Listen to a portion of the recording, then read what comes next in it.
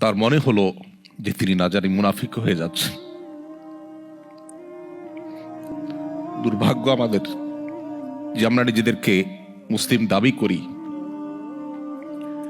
আমাদের কোনো অ্যাসেট ছুটে গেলে সেটা নিয়ে আমাদের অনেক পেরেশানি হয়। দেশে হয়তো আমার কোনো অ্যাসেট আছে, সেটা কেউ দখল করে ফেলছে, এটা নিয়ে আমাদের অনেক পেরেশানি হয়, হওয়াটা স্বাভাবিক।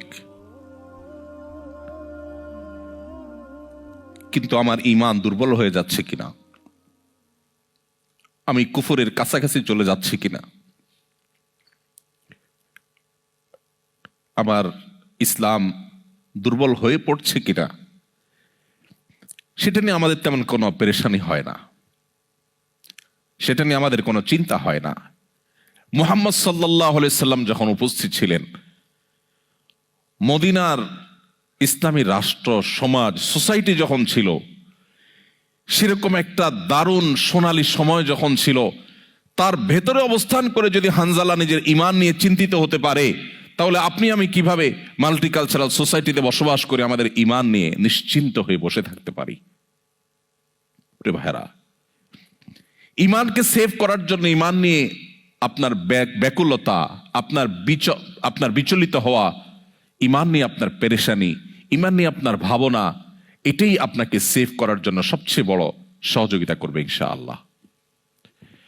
এই জন্য আমাদেরকে ঈমান নবায়ন করতে হবে। এখানে আমরা এসেছি ঈমান নবায়নের জন্য। আমরা ঈমানের কথা বলবো, ঈমানের কথা শুনবো, ঈমানের আলোচনা করব, ঈমানের পর্যালোচনা করব। এই বিষয়গুলো আমাদেরকে ঈমান নবায়ন করতে সাহায্য করবে ইনশাআল্লাহ। তাহলে প্রথম পয়েন্ট আমি শেষ করলাম 7টি পয়েন্টের। মাল্টিকালচারাল সোসাইটিতে ইসলাম প্র্যাকটিস করবার জন্য প্রথম যে বিষয়টি প্রয়োজন, সেটি হলো শক্তিশালী ঈমান। আল্লাহ রাব্বুল আলামিন সেই শক্তিশালী ঈমান আমাদের সবার বক্ষে ধারণ করার তৌফিক দান করুন। নাম্বার 2, দ্বিতীয়ত যে বিষয়টি প্রয়োজন তা হলো দ্বীনের বেসিক বিষয়গুলোর জ্ঞান। একজন মুসলিম হিসাবে এটি আমাদের অর্জন করা অপরিহার্য।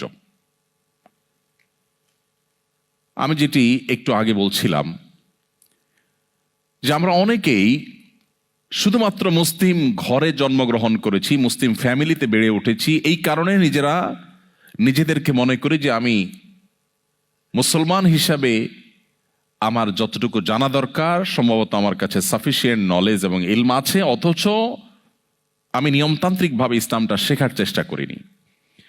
আপনারা সবাই জানেন, উন্নত দেশে আপনারা বসবাস করেন, একজন মানুষ যদি ঝাড়ুদারের কাজ করতে হয়, ক্লিনারের প্রফেশনে যদি কেউ কাজ করতে হয়, তাকেও ট্রেনিং নিতে হয়, তাকেও নিয়মতান্ত্রিক সেটার জন্য শেখা, প্রশিক্ষণ নেওয়ার কাজগুলো আঞ্জাম দিতে হয়, তারপরে সে তার কাজটাকে প্রপারলি করতে পারে।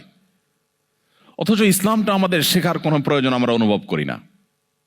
আমরা কয়জন নিয়মতান্ত্রিকভাবে ইসলামের বেসিক বিষয়গুলোকে শেখার চেষ্টা করেছি? এখন ইসলাম শেখার জন্য, একেবারে গোড়া থেকে বেসিক বিষয়গুলো শেখার জন্য বহু অপশন এখন দুনিয়াতে আছে।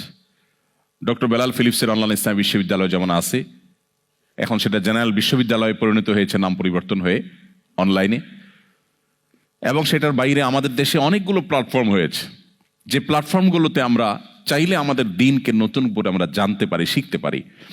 সো মাল্টিকালচারাল সোসাইটিতে ইসলামকে প্র্যাকটিস করার জন্য, ঈমানকে রক্ষা করবার জন্য আমাদের দ্বিতীয় যে জিনিসটি প্রয়োজন, সেটা হলো দ্বীনের একান্ত জরুরি যে বিষয়গুলো আছে সেগুলো খুব ভালো করে জানা।